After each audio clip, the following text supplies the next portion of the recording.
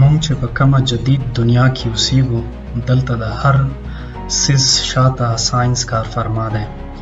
دا د ساینسي ایجاداتو او دریافتونو دنیا ده. دنیا خلاګانو ته روانه ده. سپوږمۍ، مریخ او په نورو سیارو باندې د قبضې لګولو منډه شروع ده. د کائنات د رازونو نه پرده پورته کولو کې مصروفه ده.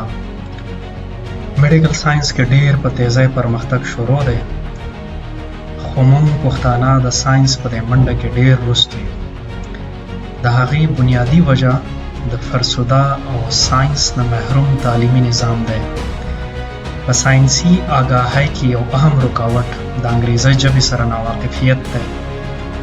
تقریبا ټول ساینسي مواد په انګریزۍ ژبه کې دی چې د هغې د وجې نه زیات خلق د جدید ساینس نه خبرېږي. په دې سلسله کې موږ یو یوټیوب چینل او فیسبوک پیج شروع کړی دی. دلته به په پښتو ژبه کې د بنیادي او جدید ساینس متعلق موږ مسلسل پوسټونه کوو. موږ به په مختلف ساینسي موضوعاتو، مثال په توګه په جدید ساینسي تحقیق، میډیکل ساینس، ساینس او ټیکنالوژي، 3D پرنټینګ ټیکنالوژیز، گرین انرژي، سپیس ساینس، روبوټکس، آرټیفیشل انټیلیجنس، کلایمیټ چینج او په نورو بېشمېره ساینسي موضوعاتو باندې خبرې کوو.